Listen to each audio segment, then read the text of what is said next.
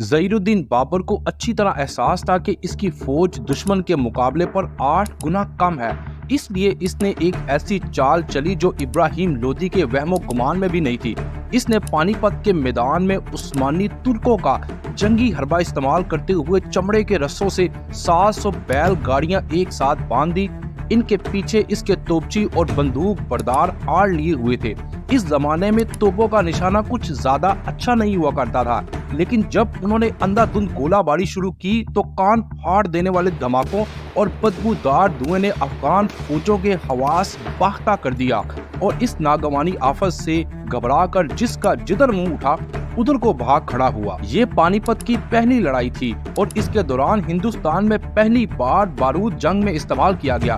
50,000 سپاہیوں کے علاوہ ابراہیم لودھی کے پاس 1,000 جنگی ہاتھی بھی تھے، لیکن سپاہیوں کی طرح انہوں نے بھی توپوں کے دھماکے پہلے کبھی نہیں سنے تھے۔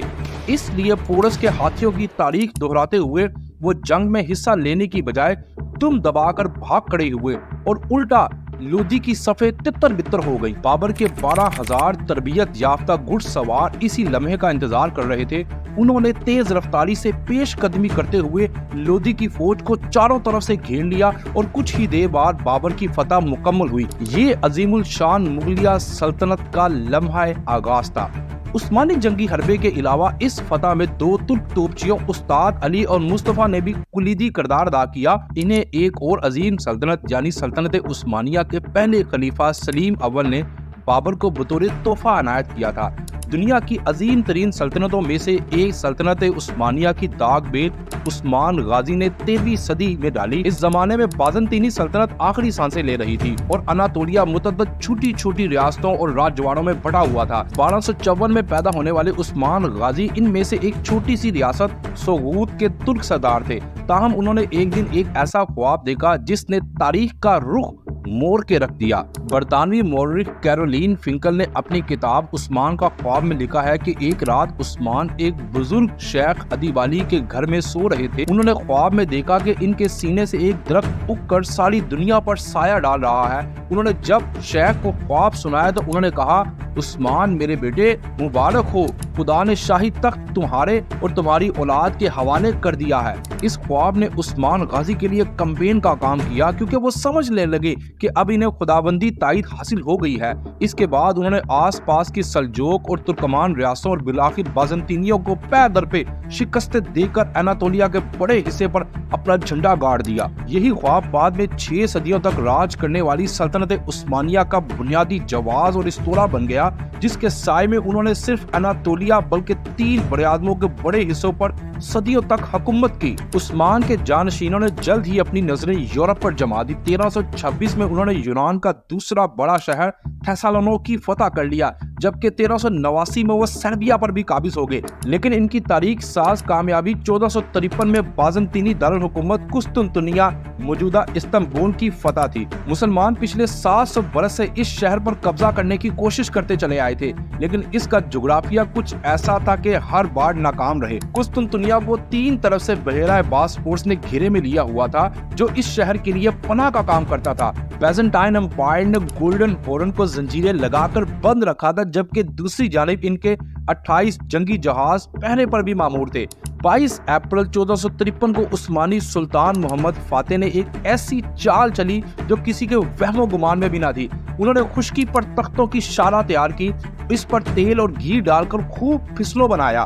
اس کے بعد انہوں نے اپنے 80 بحری جہاز اس راستے پر مویشیوں کی مدد سے گھسیٹ کر دوسری طرف پہنچا دیے اور شہر کے حیرت زدہ محافظوں پر آسانی سے قابو پا لیا۔ سلطان محمد فاتح نے دارالحکومت قسطنطنیہ منتقل کر کے اپنے لیے قیصر روم کا خطاب اختیار کیا۔ لیکن دوستو، سلطان محمد فاتح کے پوتے سلیم اول کی نظریں کہیں اور تھی۔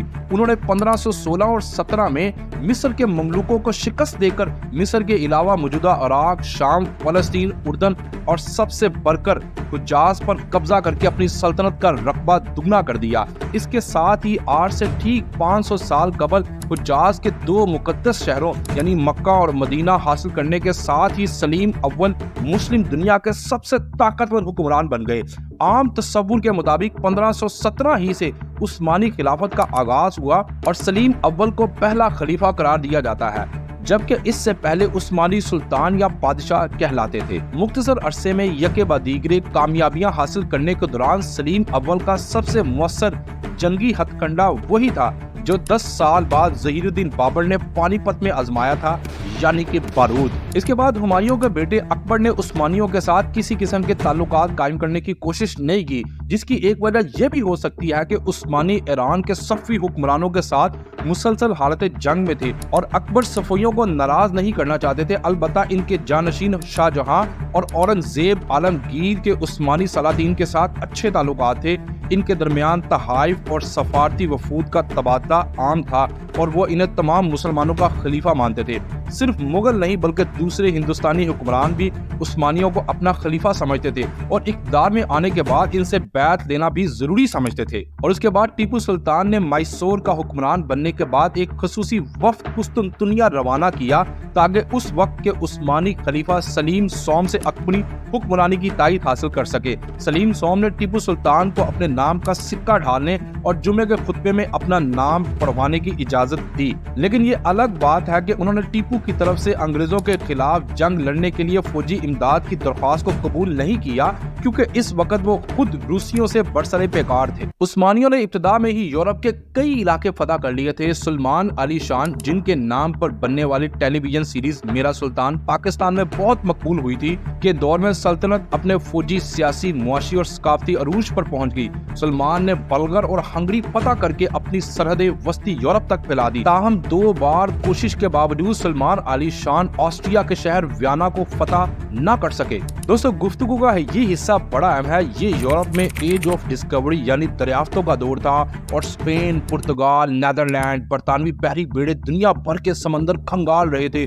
براعظم امریکہ کی دریافت اور اس پر قبضے سے یورپ کو بقیہ دنیا پر واضح برتری حاصل ہوگی اور انہوں نے جگہ جگہ اپنی نو آبادیاں قائم کرنا شروع کر دی۔ 16ویں اور 17ویں صدی میں سائنس اور ٹیکنالوجی کے میدان میں یورپ نے بقیہ دنیا کو پیچھے چھوڑ دیا۔ اس کی ایک وجہ یہ تھی کہ جہاز رانی کی صنعت کے فروغ کی وجہ سے انہیں جہاز رانی کے لیے نت نئے آلات ایجاد کرنے اور انہیں بہتر بنانے کی ضرورت تھی، جس نے سائنس اور ٹیکنالوجی دونوں کو فروغ دیا۔ دوسری چیز پرنٹنگ تھی، جس کی 1439 میں ایجاد کے بعد یورپ میں علمی اور فکری انقلاب برپا ہوا۔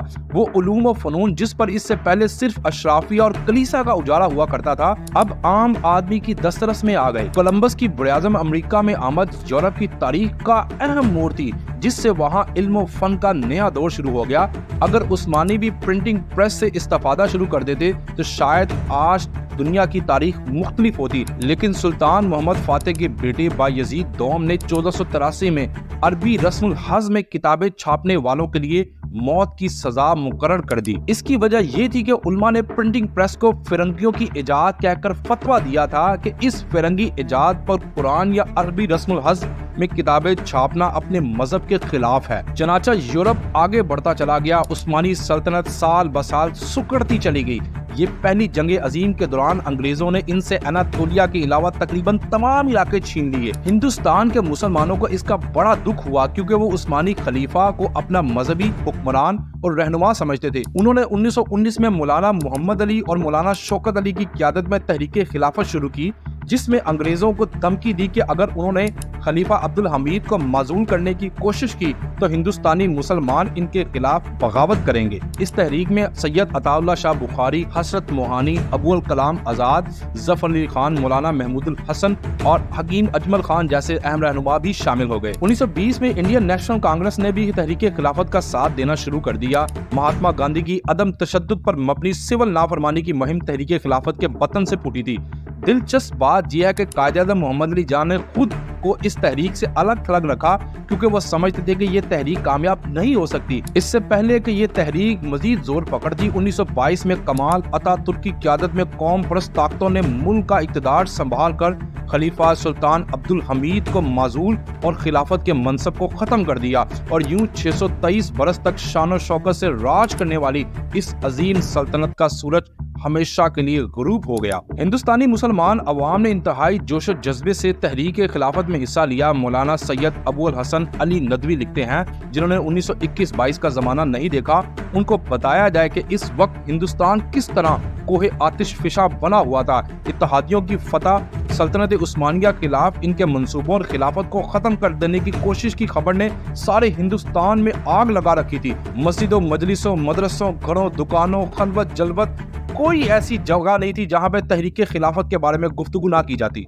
इस दौरान छोटे बड़े बूढ़े बच्चे, मर्द और औरत की जुबान पर यह शेर था, बोली अम्मा मोहम्मद अली की, जान बेटा खिलाफत पे दे दो।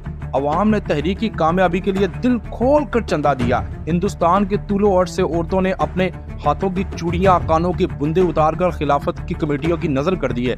रवायत मशहूर है कि एक औरत अपना बच्चा ले आई और ये कहकर खिलाफत की कमेटी के हवाले कर दिया कि मेरे पास चंदे में देने के लिए इस बच्चे के सिवा कुछ नहीं। ये तहरीक तो कामयाब नहीं हो सकी, लेकिन तुर्की अवाम को ये जज्बा आज भी याद है। जो लोग तुर्की जाते हैं वो यही कहते हैं कि दुनिया भर में पाकिस्तानियों की जितनी इज्जत तुर्की में होती है वो किसी और मुल्क में नहीं होती।